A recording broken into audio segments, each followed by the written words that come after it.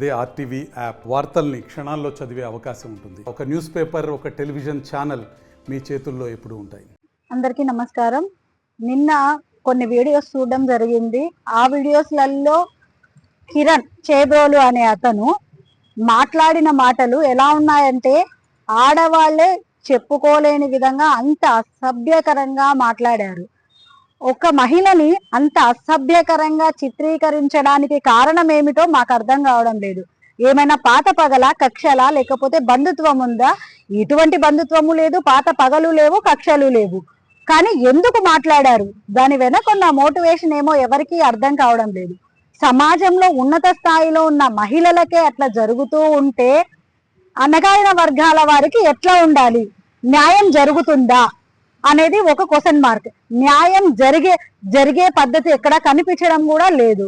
కానీ ఆమె ఒక్కసారి ఆలోచించాల్సిన విషయం ఎంత అంటే ఒక మహిళనే కాదు, వారి పిల్లలను కూడా, వారి పుట్టుకను కూడా ప్రశ్నార్థకంగా మాట్లాడే వ్యక్తులని కఠినంగా శిక్షించాలి. వాళ్ళకి శిక్ష పడే వరకు మేము ఖచ్చితంగా పోరాడతాము.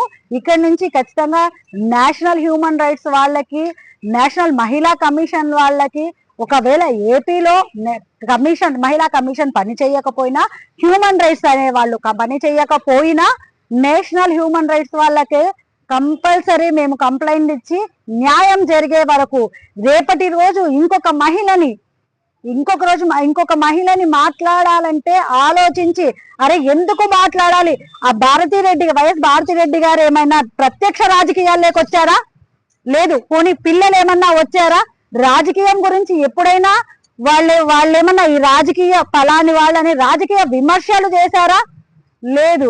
అటువంటి వాళ్ళని మీరు ఇంట్లో ఉన్న వాళ్ళని, వాళ్ళ పనేదో వాళ్ళు చూసుకుంటున్న వాళ్ళని తీసుకొని వచ్చి నడి రోడ్లో నిలబెట్టడం ఇది సబబైన పద్ధతి కాదు. తక్షణంగా ఆ కిరణ్ చేబ్రోలు అనే అతన్ని అరెస్ట్ చేయాలి. అతనికి కఠినంగా శిక్ష అయితే పడాలి.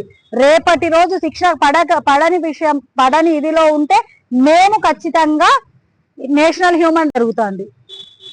ఈరోజు ఆంధ్ర రాష్ట్ర మాజీ ముఖ్యమంత్రి వర్యులు జగన్మోహన్ రెడ్డి గారి సతీమణి శ్రీమతి వైఎస్ భారతిరెడ్డి గారి మీద ఒక వ్యక్తి సోషల్ మీడియాలో ఎంతో దారుణంగా సర్వసభ్య సమాజం కూడా తలదించుకునే విధంగా ఆమెను, ఆమె పిల్లలను, ఆమె కుటుంబాన్ని ఎంతో నీచంగా చిత్రీకరిస్తూ మాట్లాడాడు. ఇది ప్రతి ఒక్క మహిళ, ప్రతి ఒక్క వ్యక్తి కూడా ఖండించాల్సిన విషయం. ఎందుకంటే ఏదైనా రాజకీయాలు ఉంటే రాజకీయం వరకే మాట్లాడాలి, కానీ ఒక మహిళను నీచంగా మాట్లాడడము, ఆమెకు సంబంధించి ఆమె పిల్లలను కూడా, ఆమె కుటుంబాన్ని కూడా రోడ్డుకి ఇచ్చినట్లుగా ఒక గుర్తు తెలియని వ్యక్తి, అసలు ఎందుకు పనికిరాని ఒక వెధవ మాట్లాడుతుంటే ఆ వ్యక్తి మీద ఇంతవరకు ఎటువంటి చర్యలు అనేటివి తీసుకోవట్లేదు. అటువంటి వాళ్ళ మీద కఠినమైన చర్యలు తీసుకోవాలి.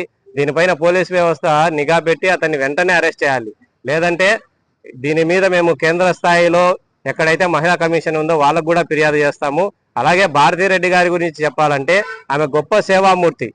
ఈ రాష్ట్రానికి 2 ముఖ్యమంత్రులను అందించినటువంటి కుటుంబం. అటువంటి కుటుంబం మీదనే అంత దారుణంగా అతను చెప్పుకోలేని భాషలో మాట్లాడుతున్నాడంటే సాధారణ మహిళల పరిస్థితి ఏ విధంగా ఉంటుందో ఆలోచించుకోవాలి. ఇటువంటి వ్యక్తి ఎవరైతే ఉన్నాడో ఆ కిరణ్ అనే వ్యక్తిని వెంటనే అరెస్ట్ చేసేయాలి.